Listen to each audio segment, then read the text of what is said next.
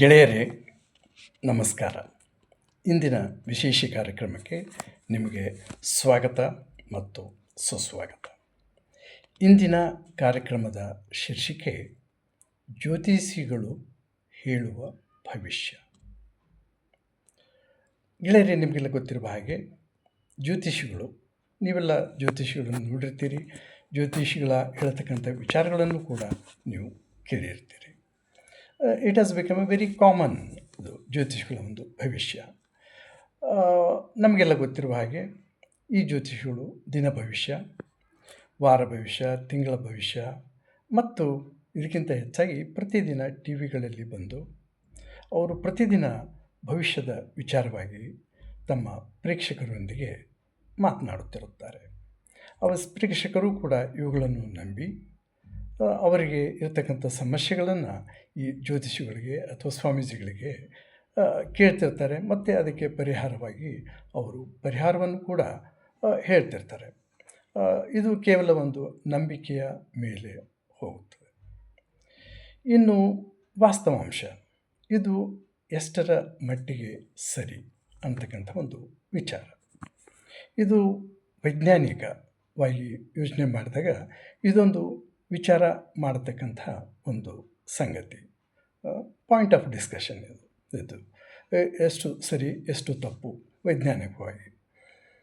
ಪ್ರತಿಯೊಬ್ಬರು ಈ ಥರದ ಒಂದು ವಿಚಾರಗಳು ಬಂದಾಗ ಅವರು ಒಂದು ವೈಜ್ಞಾನಿಕ ದೃಷ್ಟಿಕೋನದಿಂದ ಈ ಒಂದು ವಿಚಾರಗಳು ಎಷ್ಟರ ಮಟ್ಟಿಗೆ ಸರಿ ಅಂತಕ್ಕಂಥ ವಿಚಾರವನ್ನು ಪ್ರತಿಯೊಬ್ಬರು ಮಾಡಬೇಕು.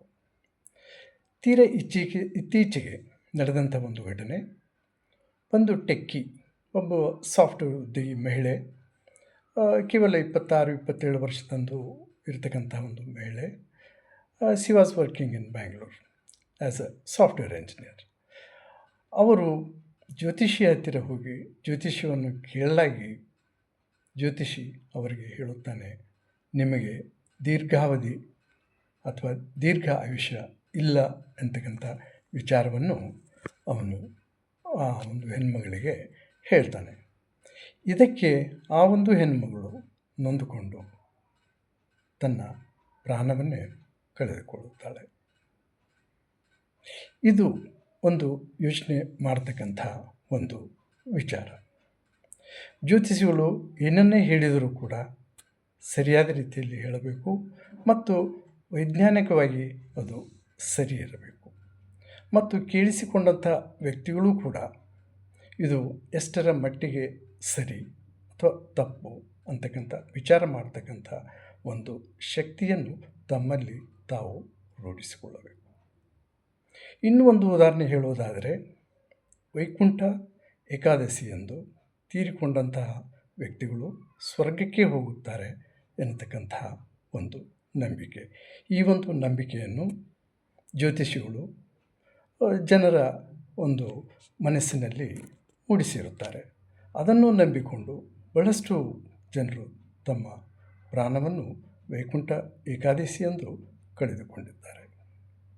ಬೆಂಗಳೂರಿನ ಒಂದು ಉದಾಹರಣೆಗೆ, ಬೆಂಗಳೂರಿನ ಒಂದು ಮಹಿಳೆ ಆ ದಿವಸ ವೈಕುಂಠ ಏಕಾದಶಿಯಂದನೇ ಮರಣ ಹೊಂದಬೇಕು ಮತ್ತು ಸ್ವರ್ಗಕ್ಕೆ ಹೋಗಬೇಕು ಅನ್ನತಕ್ಕಂಥ ಉದ್ದೇಶದಿಂದ ತಮ್ಮ ಮನೆಯ ಹಿತ್ತಲಿನಲ್ಲಿ ಇರತಕ್ಕಂಥ ಬಾವಿಗೆ ಹೋಗಿ ಹಾರಿ ತನ್ನ ಪ್ರಾಣವನ್ನು ಕಳೆದುಕೊಂಡಿರ್ತಾರೆ. ಇವು ಬಹಳಷ್ಟು ಈ ಥರ ಘಟನೆಗಳು ನಡೀತವೆ. ಆದರೆ ಬೆಳಕಿಗೆ ಬಂದಂಥ ಘಟನೆಗಳು ಕೆಲವು ಮಾತ್ರ.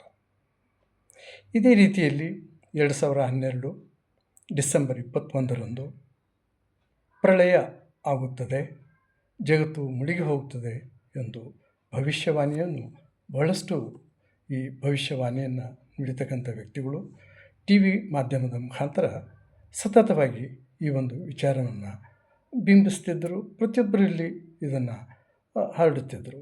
ಬಹಳಷ್ಟು ಜನರು ಪ್ರಳಯವಾಗುತ್ತದೆ, ಇನ್ನು ನಾವು ಸತ್ತು ಹೋಗುತ್ತೇವೆ, ಜಗತ್ತೇ ಇರುವುದಿಲ್ಲ ಎಂದು ನಂಬಿದ್ದರು. ಆದರೆ ಡಿಸೆಂಬರ್ 21, 2012 ಬಂತು. ಆ ದಿನ ಯಾವುದೇ ರೀತಿಯ ಪ್ರಳಯ ಮುಂತಾದವುಗಳು ಆಗಲಿಲ್ಲ.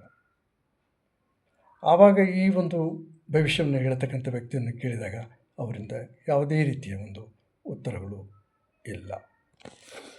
ಸೊ ಹೀಗೆ ಒಂದು ವ್ಯಕ್ತಿಗಳು ಒಂದು ವೈಜ್ಞಾನಿಕ ಮನೋಭಾವವನ್ನು ಬೆಳೆಸಿಕೊಳ್ಳಬೇಕೇ ವಿನಃ ಸುಮ್ಮನೆ ಈ ಜ್ಯೋತಿಷಿಗಳು ಹೇಳ್ತಕ್ಕಂತಹ ವಿಚಾರಗಳನ್ನು ನಂಬಬಾರದು. ಇನ್ನು ಈ ಒಂದು ಮೌಢ್ಯ ಮೂಢನಂಬಿಕೆ ಅಂತ ಏನು ಹೇಳ್ತೇವೆ, ಇದಕ್ಕೆ ಇನ್ನೂ ಒಂದು ಉದಾಹರಣೆಯನ್ನು ಹೇಳುವುದಾದರೆ ಇದು ಬತ್ತಲೆ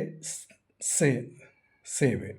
ಈ ಬತ್ತಲೆಯ ಸೇವೆ ಕಾನೂನಿನ ಅಡಿಯಲ್ಲಿ ತಪ್ಪು ಮತ್ತು ಅಪರಾಧ, ಅದನ್ನು ಮಾಡುವ ಹಾಗೆ ಇಲ್ಲ. ಬತ್ತಲೆ ಸೇವೆ ಕೆಲವು ದೇವಸ್ಥಾನಗಳಲ್ಲಿ ಚಂದ್ರಗುತ್ತಿ ಅಂತಕ್ಕಂಥ ಒಂದು ಪ್ರದೇಶದಲ್ಲಿ ಈ ಒಂದು ಬತ್ತಲೆ ಸೇವೆ ನಡೆಯುತ್ತಿತ್ತು.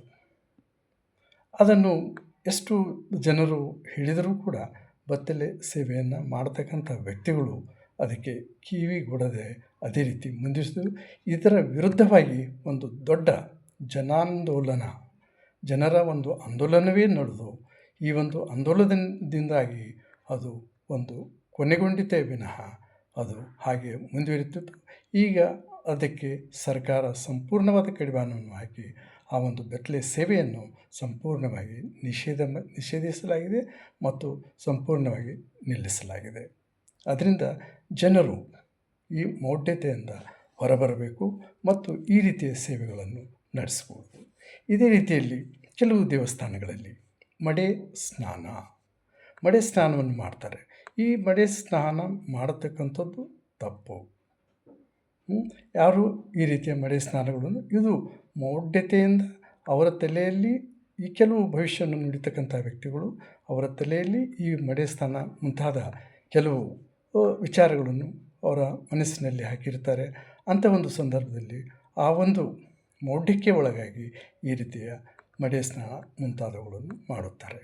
ಇದನ್ನು ಕೂಡ ಸರ್ಕಾರ ಸಂಪೂರ್ಣ ನಿಷೇಧಿಸಲಾಗಿದೆ ಮತ್ತು ಎಲ್ಲಿಯೂ ನಡೆಯುತ್ತಿಲ್ಲ. ಆದರೂ ಕದ್ದು ಮುಚ್ಚಿ ಕೆಲವು ಪ್ರದೇಶಗಳಲ್ಲಿ ಈ ಒಂದು ಮಡೆ ಸ್ನಾನ ನಡೀತಾ ಇದೆ. ಜನರು ಜ್ಞಾನವಂತರಾಗಿ ಮೌಢ್ಯದಿಂದ ಹೊರಬಂದು ಈ ರೀತಿಯ ಮಡೆ ಸ್ನಾನ ಮುಂತಾದವುಗಳನ್ನು ತಾವಾಗಿಯೇ ನಿಲ್ಲಿಸುವುದು ಬಹಳ ಒಳ್ಳೆಯದು.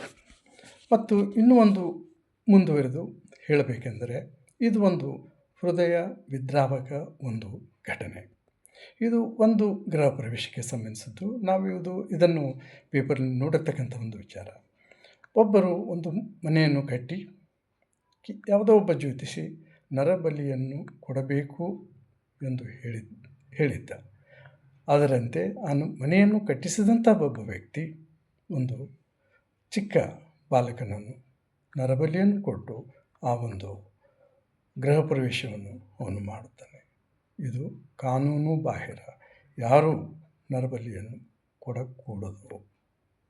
ಇದು ಕಾನೂನು. ಇದೇ ರೀತಿಯಲ್ಲಿ ಉತ್ತರ ಕರ್ನಾಟಕದ ಒಂದು ರಥೋತ್ಸವ.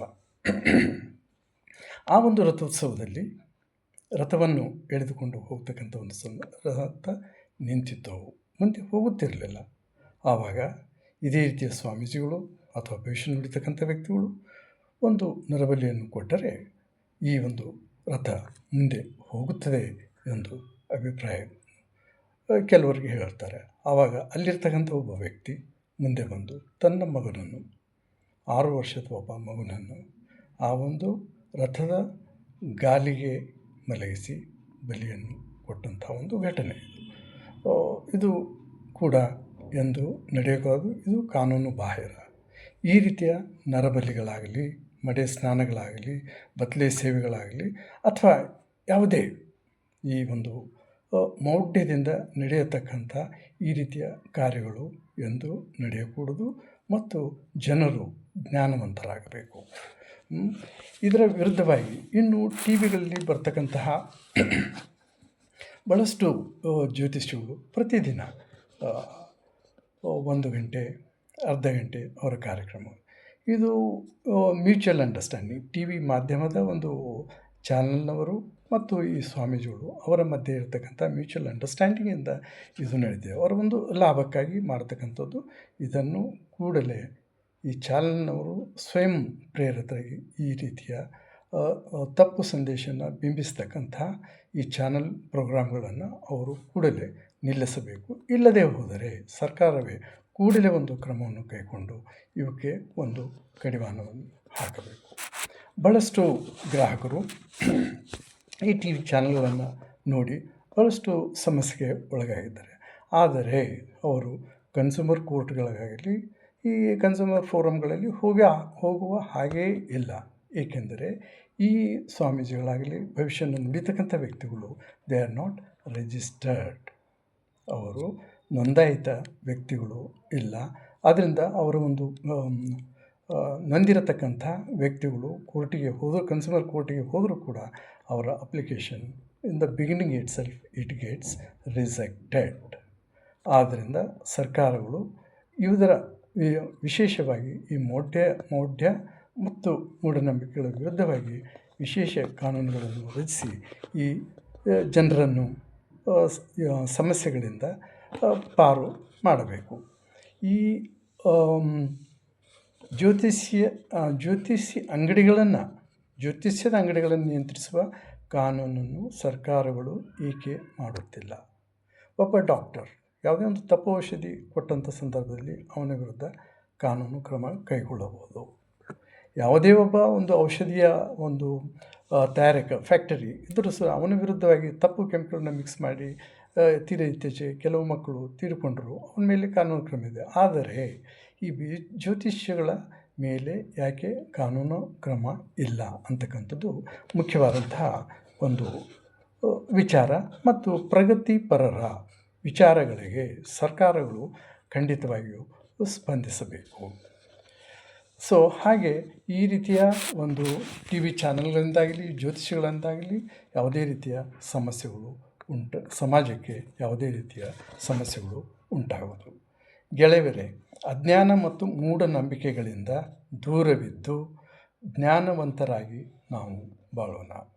ಮತ್ತು ಸರ್ಕಾರಗಳು ಮೌಢ್ಯವನ್ನು ಸಮಾಜದಲ್ಲಿ ಬಿತ್ತರಿಸತಕ್ಕಂತಹ ಅವರ ವಿರುದ್ಧ ಕಠಿಣ ಕಾನೂನುಗಳನ್ನು ಜಾರಿಗೊಳಿಸಿ ಉತ್ತಮ ಸಮಾಜವನ್ನು ಮತ್ತು ಆರೋಗ್ಯಪೂರ್ಣ ಸಮಾಜವನ್ನು ನಿರ್ಮಿಸಲು ನಾವು ಪ್ರಯತ್ನಿಸೋಣ. ಗೆಳೆಯರೇ, ಇದಾಗಿತ್ತು ಇವತ್ತಿನ ವಿಶೇಷ ಕಾರ್ಯಕ್ರಮ. ಮತ್ತೆ ಇಂಥದೇ ಸಂಚಿಕೆಯೊಂದಿಗೆ ಮತ್ತೆ ನಾನು ನಿಮ್ಮನ್ನು ಭೇಟಿಯಾಗುತ್ತೇನೆ. ಅಲ್ಲಿಯವರೆಗೆ ನಮಸ್ಕಾರ.